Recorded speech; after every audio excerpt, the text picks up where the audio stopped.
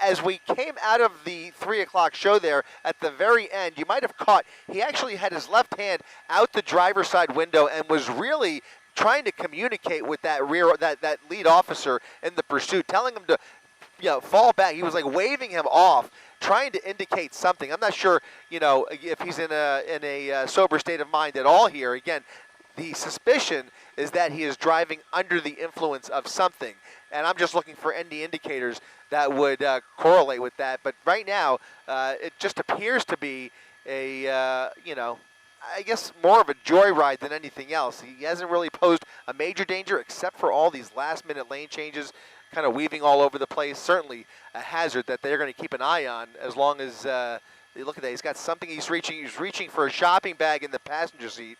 He's got something in there. He's got something on his lap now as he tries to negotiate with that steering wheel and this bag now that is on his lap.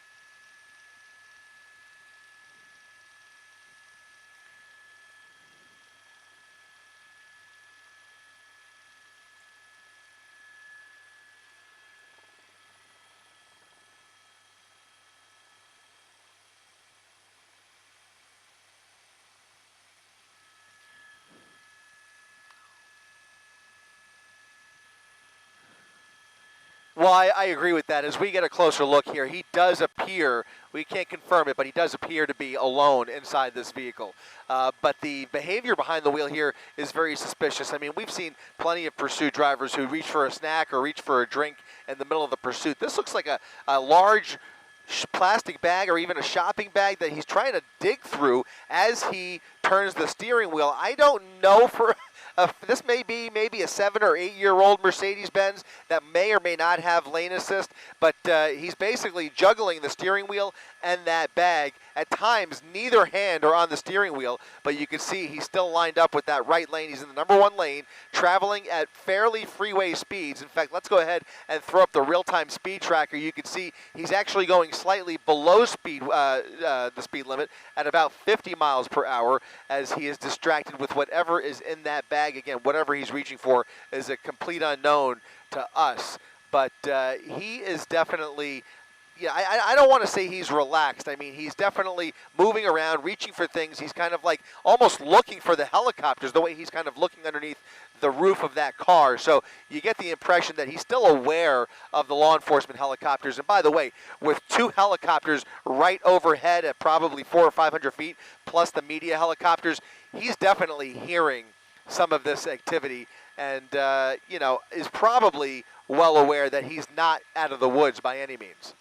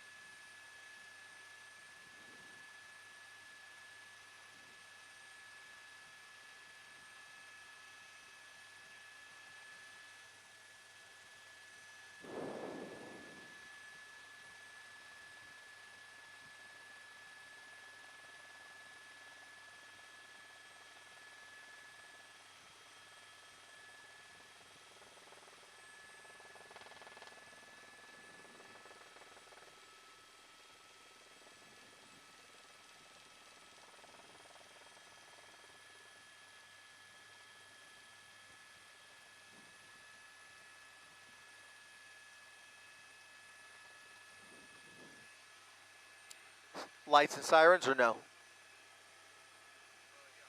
Yes. Yep.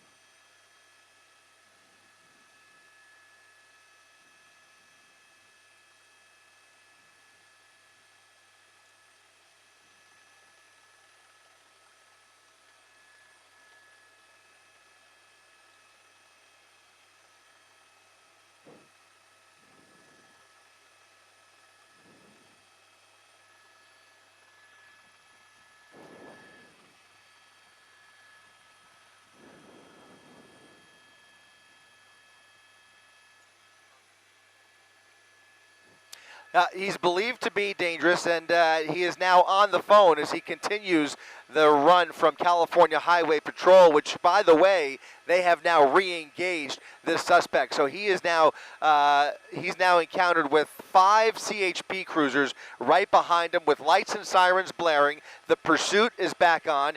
He is on his phone, and he appears to have the right 2 lanes to himself here as he transitions over to the 10 freeway. We are coming now off the 5 freeway in the East LA interchange, and just like that, we've made our way from San Bernardino, Orange County, and now through LA County all the way in to downtown LA, where this pursuit is continuing into the East LA interchange. Looks like he might be taking the 60 freeway here. He's got a number of options, as you well know, on the freeway. Right now, he's basically taking the path of least resistance. Every time he has a decision to make or a lane change in front of him, he's basically taking the lane with the least amount of traffic, and that appears to be the route he's going to go here. He does not like sitting in this heavy volume, and he's in the worst spot at the worst time of the day in one of the busiest cities in the world where it comes to traffic. And now he has a full-blown rush hour jam ahead of him here on the northbound side, or I should say northbound 5 freeway in the East LA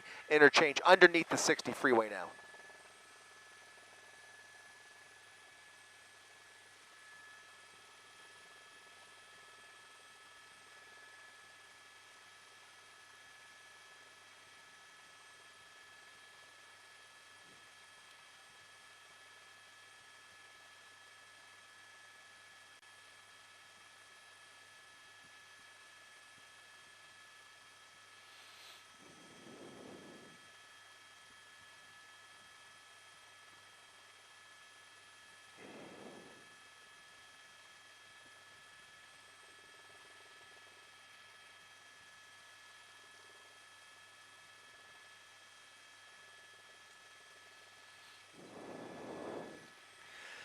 I will say, Philip, these have become just for whatever reason, and there are lots of reasons. I agree with everything you just said, but for some reason, in the last 12 to 24 months, these pursuits and the tactics used by law enforcement, and again, the tactics change agency by agency in each jurisdiction, they have become less and less predictable. Just when you think that they are, committed to getting somebody off the road, they decide at the last minute to just pull back completely and let them go. And that goes for violent criminals. It goes for all kinds of situations where you would think that this is going to end one way, and then law enforcement decides something different. The fact that there's no children in the car and he's alone in the vehicle may play in it. Now, if there was a child in the vehicle and he was definitely armed, then there would be a different calculus there. But in this situation, he's a lone driver behind the wheel. I would hope that you are correct, and we can anticipate that they will continue to follow this through to the very end here, especially in the middle of rush hour here. But there are other factors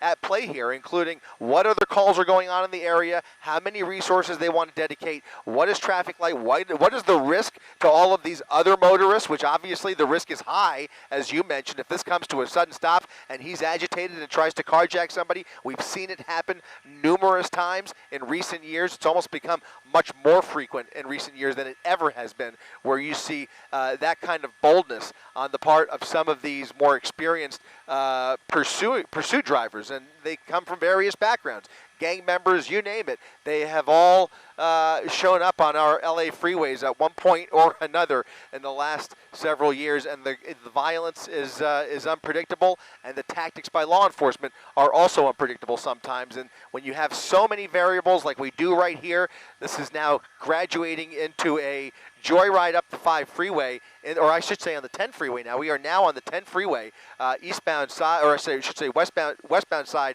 of the 10 freeway. That was the sheriff helicopter that just drove through, or flew through the shot there.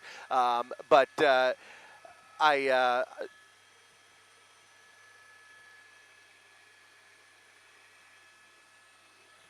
that threw me off. It is westbound. He is traveling westbound. The northbound, the top lanes going the opposite direction are the eastbound lanes. The side that he's on, those are the westbound lanes, as he is just approaching the Fashion District here. So he's well into the heart of downtown LA here for the next mile or two, because he's approaching the 110 freeway, and this is exactly, as you well know, where it bunches up. The bottleneck is real on a Thursday afternoon, especially on the eve of a holiday weekend. A lot of traffic out on these freeways, and he is encountering some of that heavy volume as we speak. What I would have loved to have seen, if they had enough units, and it appears that they may, is for somebody to give the go-ahead and break the traffic behind him. If they could cut traffic off behind him, they'll have less collateral, they'll have less crossfire risk if this comes to an end where they have to use force. Right now, they have about 5 units behind them, but it seems to be just a single file line of units that are just trying to go along with them with their sirens blaring.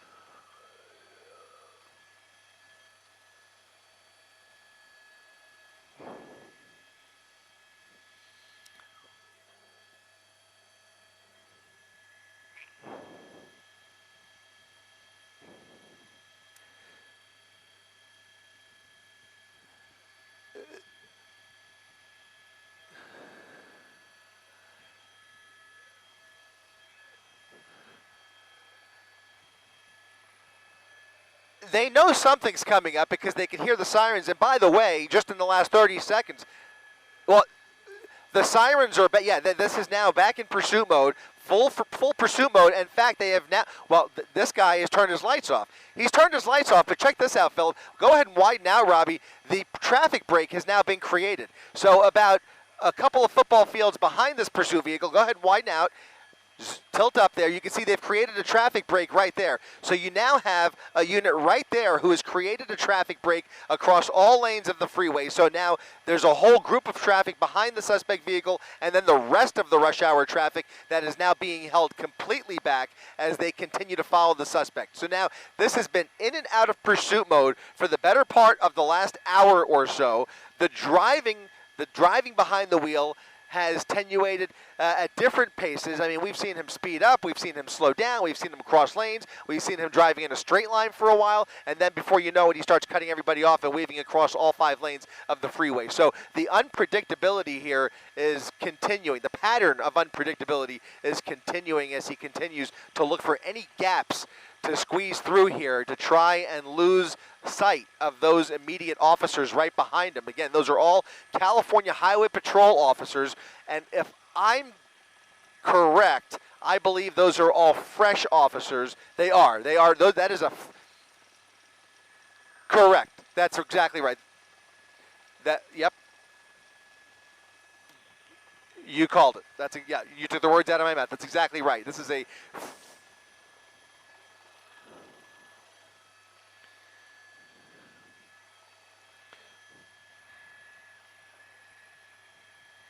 He's got about a quarter mile to a half mile of heavy traffic approaching the 110 freeway. and it looks like he's going to be committed to the 10 freeway here. But if he passes the 110 freeway and stays on the 10, it opens up big time, and he will have much less traffic to contend with if he wants to take this into West LA here. So traffic is opening up. The traffic to the left of him is merging onto the 110 freeway, I believe, or some of those lanes are anyways, and he is using those right lanes where there's a little bit less traffic. Now, whether he goes onto the 110, he's weaving back over to the left here. There's the CHP helicopter, CHP behind him, CHP above him, and we'll see if he takes the 110 freeway where there's going to be a lot of traffic, or he stays on the 10 freeway and the westbound side of the 10 freeway. I don't want to take the camera off of this shot right here, but I can tell you as I look out the front window of Air 7, the westbound side of the 10 freeway might as well be the Autobahn. It is empty as can be going all the way out to the beach. So he's going to have an empty freeway in front of him if he stays committed to the 10 freeway here. But in a sense, that's good news, not necessarily so he can escape, but so fewer people are at risk with whatever might happen through this. And we've not seen him, as you mentioned, drive dangerously erratically, but certainly just erratically. Spontaneity is what has been the tale for this person as he just decides, okay, and now I'm going to switch lanes, and he just finds the gap, as you mentioned, and just moves forward. But you do see CHP right on the bumper of this person, and behind that CHP officer, several others, and they've never given up their watch on this person from the air. And Chris, I think the reason being, as you said it a moment ago, he does have a violent history. So whatever happened to start this chase, whether it was a carjacking or an auto theft, part of me wondered if maybe it wasn't his vehicle and he was looking through someone's bag. You know, remember we saw that searching through the bag in the front. Who knows if he just took it or if that was his stuff. There's so many things unknown except for the fact they know who it is and they know he's potentially dangerous. Yeah, that's exactly right. And in terms of general safety, you really hit the nail on the head. A wide open empty freeway like we see here. He has just passed the 110 freeway, now has the westbound lanes of the 10 freeway all to himself. Generally speaking, this is the safest situation for law enforcement because there's much fewer cars that they have to, much fewer innocent motorists that they have to contend with once this does come to a final stop, assuming it comes to a stop on the freeway, which we hope it does. So far, this entire pursuit has been on the freeway. Not once have we seen him get off the freeway and start trying to traverse some surface streets that he's not familiar with, where things could be much dicier, especially on a busy Thursday afternoon. No, this chase is staying on the freeway. He's on the westbound side of the 10 freeway, which will take him all the way out to West LA into Santa Monica, and then he can go all the way to PCH if he wants to, or he can get off anywhere between now and then. But at some point, he's going to have some decision-making to make, and they will continue this pursuit all the way through here. I mean, just think about it. In the last hour, all of the resources they've dedicated to this pursuit, even though it has not been in pursuit mode the entire time, they've done a pretty great job of balancing the risks on the ground, trying to take some pressure off when they need to alleviate it, and then when they see an opportunity to apply a little more pressure, they'll turn the lights and sirens on and see if that gets his attention, and sure enough, it has worked, and you know, at least in the big picture. He's starting to speed up a little bit as he has a little more room to play with here, maybe about 80 miles per hour at least. We'll go ahead and throw up our speed tracker, and you can see, yeah, he's doing right around 60 miles per hour there. So a little more traffic, and he'll just weave right around that.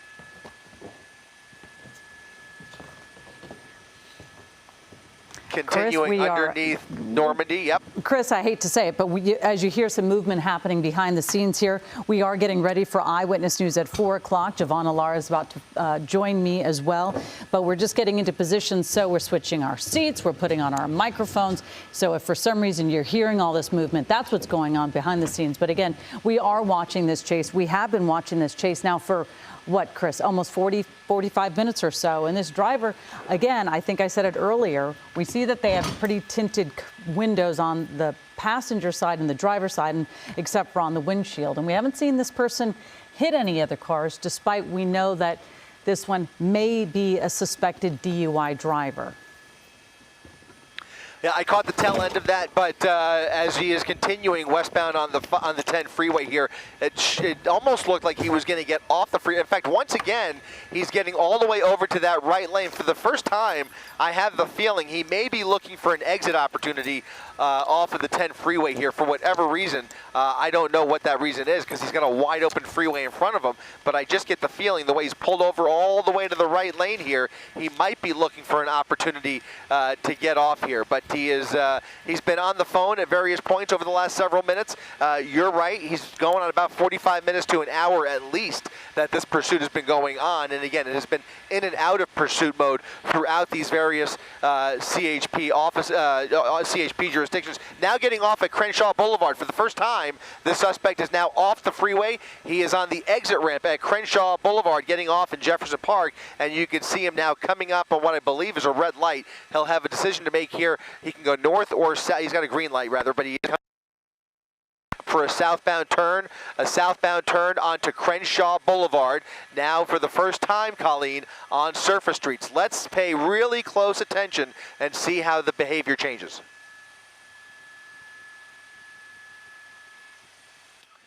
And he is continuing now southbound on Crenshaw Boulevard, crossing 23rd Street. He's doing about 50 miles per hour on surface streets for the first time. California Highway Patrol behind him. CHP helicopter right above, keeping close tabs on this suspect. And now LAPD keeping a watchful eye on the movement of this pursuit as it meanders through mid-city here. We are now on Washington Boulevard, just off of Crenshaw Boulevard. Now heading back in the eastbound direction.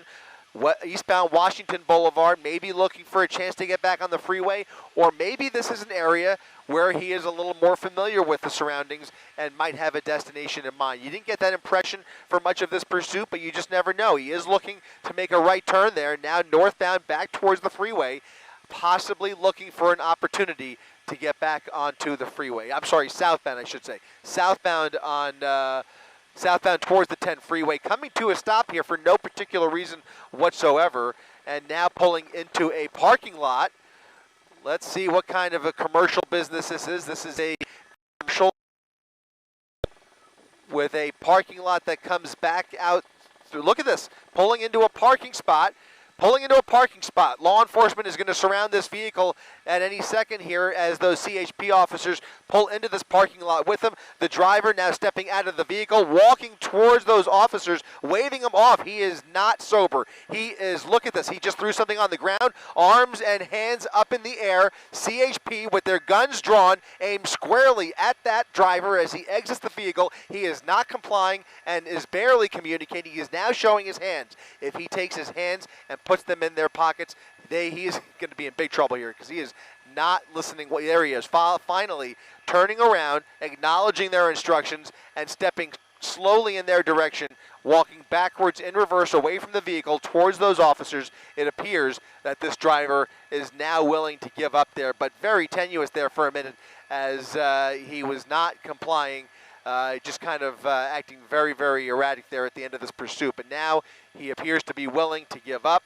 Hands behind his back, CHP ready to take this suspect into custody. This pursuit coming to a peaceful resolution finally. Thankfully, nobody hurt, even though this was an hour-long pursuit that had some ups and downs, some nervous moments there for sure, but for the most part, we should be relatively grateful that this ended as peacefully as it has.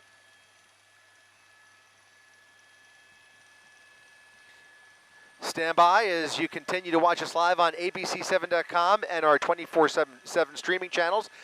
We are just getting ready for our 4 o'clock show, so in just about a minute or two, you will hear us start our Eyewitness News broadcast at 4 o'clock.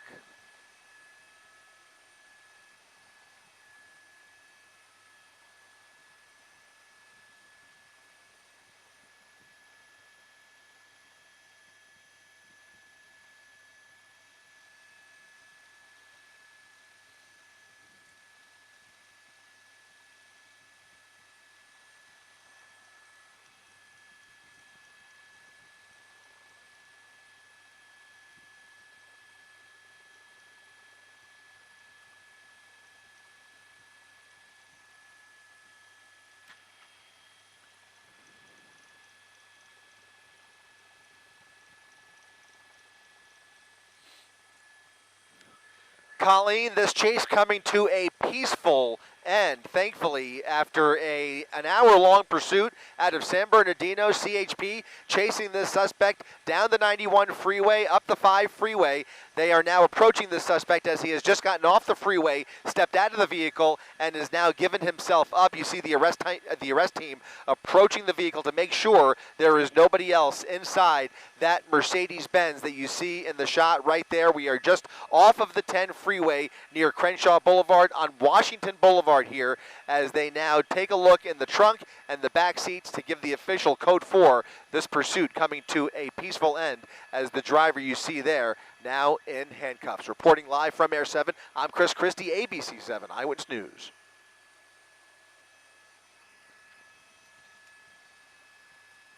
You got it.